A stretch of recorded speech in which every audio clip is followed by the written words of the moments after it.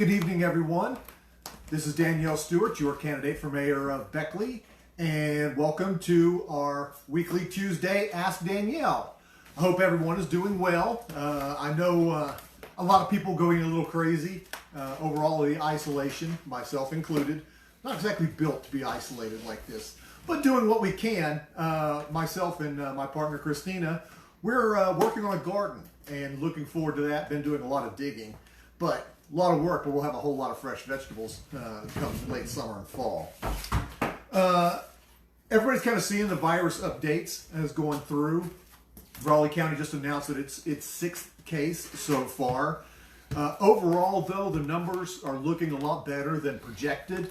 And mostly that's because people are listening to the measures that are required, wearing the mask, social isolation, when you have to go out, meeting the distance. And that certainly has helped. I guess they were always wanting to flatten the curve. It looks like we're doing a pretty good job of it. We still got to work long term, because one of the things with the virus is all it takes is one person to start the whole infection over again. And so, the big thing they're working on now, and they talk about opening the economy, is, we have to have a lot of testing and test capability so that we can identify cases before they get started. One thing as we're wanting to talk to everybody about,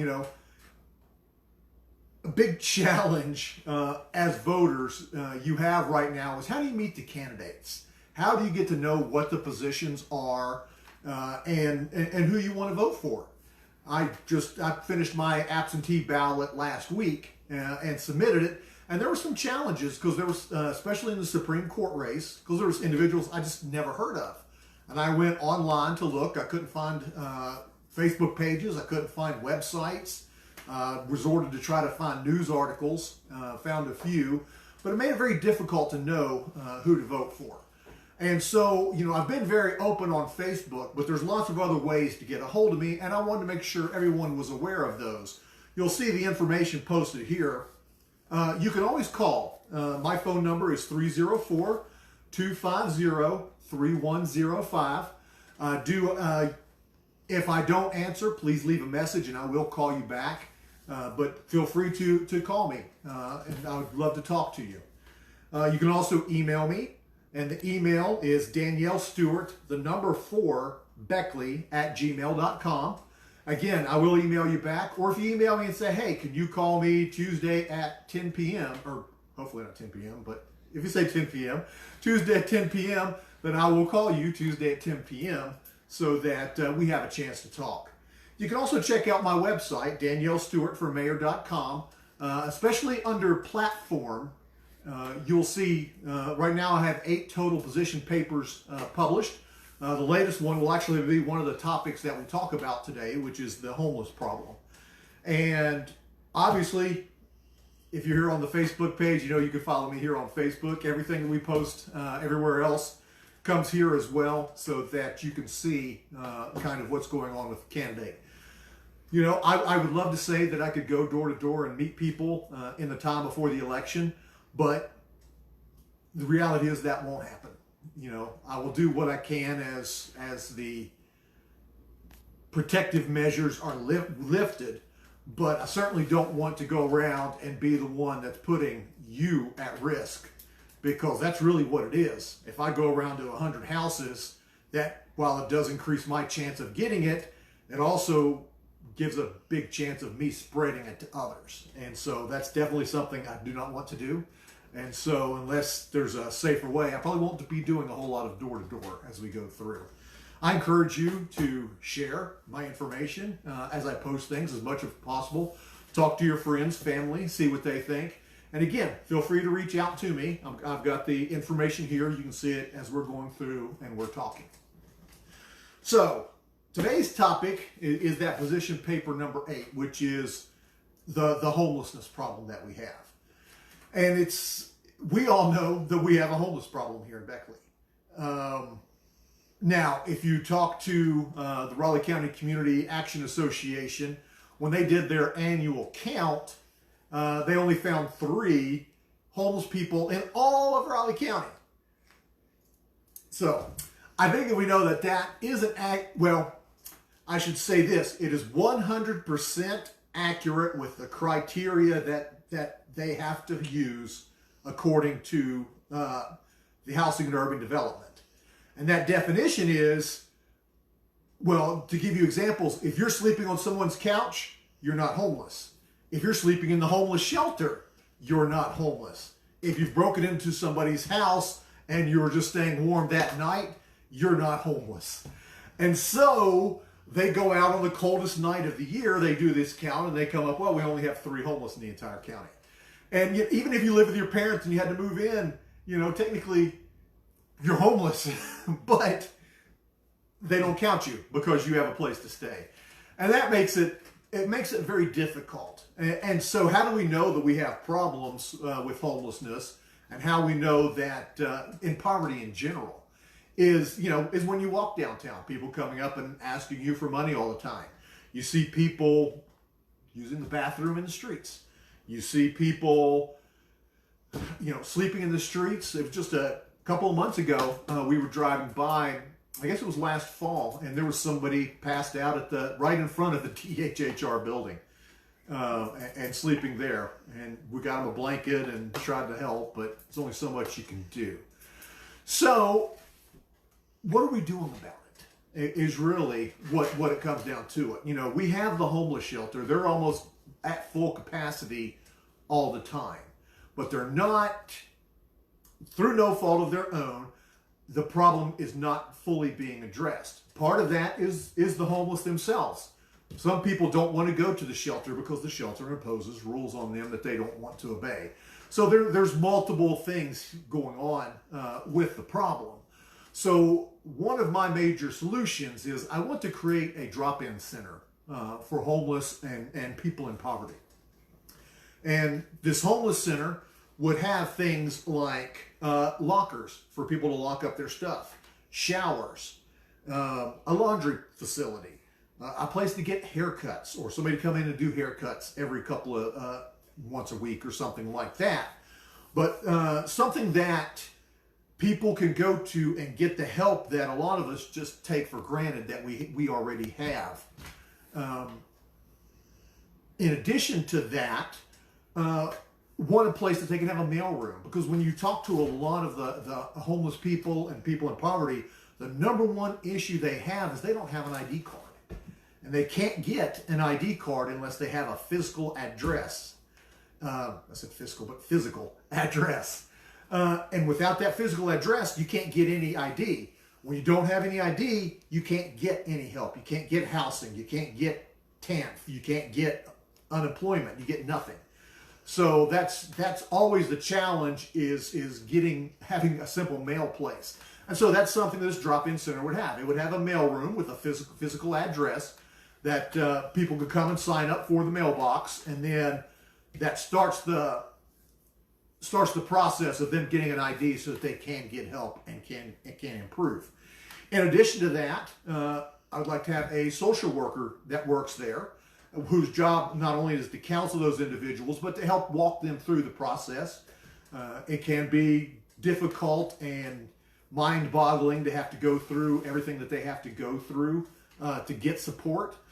But having a dedicated person, social worker there to help, I think is necessary. I also want the facility to have a chapel with special offices for religious leaders. A lot of our people in poverty need more help than just financial. And one way to do that is helping connect them through spiritual help. Now that doesn't mean that I don't know. It doesn't necessarily mean that individuals are going to come in and push their religion on anybody, but there will be an office space for people to meet and talk, and there will be a chapel for individuals to worship. How we work that among various religions will be something we have to think through as we go through. One of these things to note is this. People think of this drop-in center, and you hear my vision, and I've got this great vision where everybody's walking around clean, and they're shaved, they got haircuts, they got clean clothes, and everything's perfect in the world as they're trying to improve themselves. That's not reality, and I think that we all know that. The reality is there's going to be fighting and crime that goes on in this place. There's going to be drugs that people do in this place, and all kinds of other things that could go on. But as I tell people, the kicker to that is it's already happening. The drugs are happening. They're not happening in the drop-in center. They're happening in your neighborhood. The crime, the fighting, the drugs are happening. Right now, they're happening all over Beckley. What this drop-in center does is it uses an incentive for individuals to consolidate in one location so that all those activities are happening there versus happening in our businesses or in our neighborhoods. The biggest issue, obviously, if you've dealt with any of the homeless and homeless support, is location. Lots and lots of location. It's actually a disagreement in my household about exactly where to locate it for various reasons. And I don't have an answer for that yet. It is definitely a challenging thing to decide where you want to put something like that. My current thoughts are using the current Salvation Army store area down on South Fayette Street once the new Salvation Army store opens on Robert C. Byrd Drive. That might be an area to look at, because not only do you have that building, but if you needed to expand, there's also that other building right across the street that used to house the audio shop, that maybe there's an opportunity to expand into there. Another location talked about was just off of Prince Street, down kind of between McDonald's and Means Lubber. A couple of buildings down there not really being used. It's a central located, and it's really, for the most part, about the furthest you can get away from any neighborhoods. So there's opportunities there, and it's just something we have to take a look at. But the bottom line is we've got to do something. We can't continue going the way we are, because this stuff is happening. It doesn't matter whether we want it to happen or don't want it to happen. It is going to happen. All we can do is figure out what we're going to do about it. And this, I think, is a solid plan for how we can start addressing these issues. Right now, instead of just kicking them to the curb and say, well, you all will figure it out, we're going to help them. And hopefully in the long term, that benefits all of us. So that's basically my plan in a nutshell. On my website, you'll see the whole written details. I sometimes have a little trouble explaining it all. That's why I like to write everything down. But there's opportunities there to help people, and I think that, I say that there's an opportunity to help people, but there's also an opportunity to protect our families and our businesses, because when we're able to do this, we're protecting people. There's a cat. That's our one-eyed wonder, Fuzzy, and for a one-eyed cat, she gets very adventurous every once in a while. So, and there may be other things that happen, and we go, that's another thing I wanted, is offices for nonprofits that help the homeless, having office space down there to meet. So all of the services are consolidated as best as we can in one location to help people. So that's what I've got on homeless. So do we have any questions to go with yet, or no questions yet? All right. So again, when we talk about one of the big issues that people have come to me about, again, is how do you know who the candidates are, what their views on things are. You can see my information here on how to contact me, and I encourage you to contact me. WJLS starting on May 11th is doing a Meet the Candidates, and that'll be on their AM station, 560 AM. And they're actually going to include Raleigh County, Fayette County, and Nicholas County. So I'm not sure exactly what the mayor and city council day is yet. I don't know if they've decided, but when they do, I'll make sure to let you know. That's one avenue that you'll be able to meet all of the candidates through. I've also gotten information from different groups, Beckley Women's March, NAACP, they had all planned on hosting meet the candidate events. And now with these restrictions, that probably won't happen. So what I've encouraged them to do is kind of come up with a list of questions. You give me your questions, what you would like me to answer. You know, collect all your group questions, and I'll give you an answer. You know, I will write them out and I will send it to you so you can email it out. I will also gladly address it in a forum like this, each question, so that you can actually hear me saying it and hold me accountable. And so, like I said, I know there's two groups, the Women's March as well as the NAACP. Not sure if there were other groups that were planning on anything, but I welcome that. So please, if there's a question I can answer, if there's a concern that you have, let me know so that I can help you with that. You know, I'll be honest with you, I may not give you an answer that you like. You know, I may not give you the answer that you want, but I will be honest with you. And I will tell you exactly how I feel on whatever you ask me about.